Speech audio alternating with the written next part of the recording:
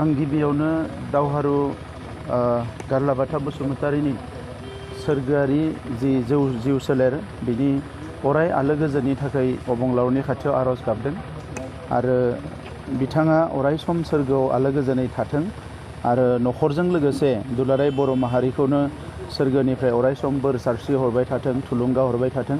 बेनि थाखाय आं बिथांनिसिम खुलुमनाय बावहरो आरो बिथांनि नखरनि गासैबो सोद्रोमा, बिथांनि अनजालि बिसि आरो लोगोसे फिसाला फिसौ गासैबो अराय सम मोजाङैनो थानो हायो। बेनि थाखायबो आं अबंलावरनियाव आरज गाबो। बर' हारिनि थांनाय समनि जारिमिना साक्सेसजों लोगोसे जोंहा गोबां दुखुनांथाव माखासे जारिमिनबो दङ।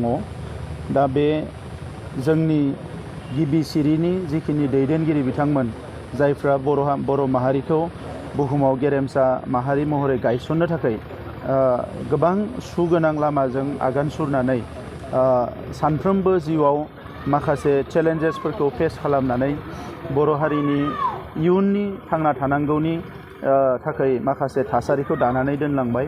बिथांमोनखौ जों अराय सम सिबिबाय थानांगोन।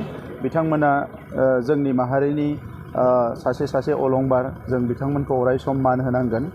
थांनाय समाव माखासे स्टेबिलिटि गैयैनि थाखाय सोमावसारनाय बायदिसिना दाङाबाजि बायदिसिना थासारिनि थाखाय जोंनि माखासे गेदेमा बिथांमोनखौ जोङो सिबिनो थाखाय खाबु लानो हायाखै। नाथाय दायो मोजां थासारि फैनाय लोगो लोगोनो जों सावरायदों जे साफ्रोमबो गेदेमाफोरखौ जोङो सिबिनो थाखाय आरो बिथांमोननि जि बिहोमा बेखौ अराय गोजोर खालामनो थाखाय माखासे हाबाफारि लानाय जागोन।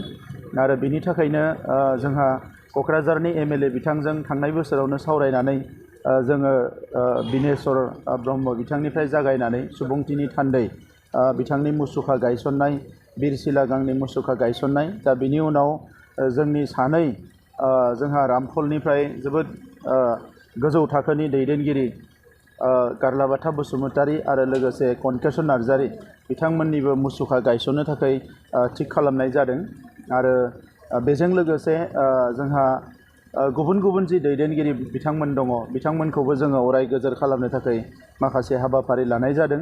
देग्लाय बोसोराव जोंनि गिबि मुंख्लं सुजित नार्जारी बिथांनि मुङाव जोङो 40टा अडिट'रियाम गायसननाय, जोङो बिनेश्वर ब्रह्मनि मुङाव गासैबो VCDCआव मोनसे नलेज सेन्टार गायसननाय, बेबायदि गोबां हाबाफारि लादों। थिग बेबायदिनो जोंहा मानगोनां दावहारु गारला बाथा बसुमतारीनि बिथांनि मुङावबो जोङो माखासे सेन्ट्रेल काउन्सिल लेभेलाव माखासे हाबाफारि लागोन। आरो दिनै बिथांनि बे थैनाय सानाव आं फैनानै बिथांनि जि फबनाय जायगा बेवहायबो मोनसे हाफ मुसुखा गायसननो थाखाय आं MLA बिथांखौ खावलायनायजों लोगोसे जि ट्रास्ट दानानै ट्रास्टआ बायदिसिना खामानि मावबाय थादों, बे ट्रास्टखौ मदद होनो थाखाय जोङो काउन्सिलनिफ्राय 25 लाख मोनसे ग्रान्ट हरनो थाखाय थिग खालामनाय जादों, जाहाथे बायदिसिना हाबाफारिफोरखौ बिथांनि मुङाव मावबाय थानो हायो। आरो बे गासैबो गेदेमाफोरखौ लानानै जोङो BTR गभर्नमेन्ट हिसाबै बिथांमोनखौ जाहाथे अराय सम रायजो राजाफ्रा सिबिबाय थानो हायो, बेबायदि माखासे बेबस्थाखौ देग्लाय बोसोराव खालामनो थाखाय आखायाव लानाय जादों। बर' हारिनि जारिमिनाव जे मुंख्लंफोरनि सानखांथिया गोबां, बिथांखौ साननानै फोजोबनो हायि बादि बेयाव BLTनि आन्दालन, एबसुनि आन्दालन आरो NDPनि आन्दालनाव गोबां मुंख्लं जालांबाय। बिथांमोननि बिनिमयाव सरकारि भाबै माबा मोनसे मा थिरांथा दङ? मुंख्लंफोरनि जि एक्सनि मुंख्लं जि 1135 बिथांमोननोबो गासै जि लिस्ट दङ बेवहाय एक्स ग्रेसिया होनायनि थाखाय आसाम गभर्नमेन्टजों थिग खालामनाय जाबाय। फेस वाइजआव होनाय जागोन। BLTनिखौ आगोलावनो मोनदों, माखासेया मोनै जिफोर थालांदों बिथांमोनखौ जोङो सानबाय थादों। आरो NDPनिया दासिम 200निख्रुइ बांसिन मोनबाय आरो 360 बावैसो मोननो थांगासिनो दङ।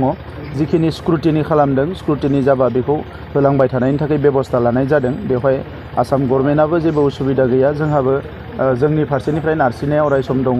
दा नंखायनो बे गासैबो मुंख्लंफोरा जाहाथे एक्स ग्रेसियाखौ मोनो, अनसुंथाइखौ मोनो, बिनि थाखाय जोङो हाबा मावबाय थादों। Thank you.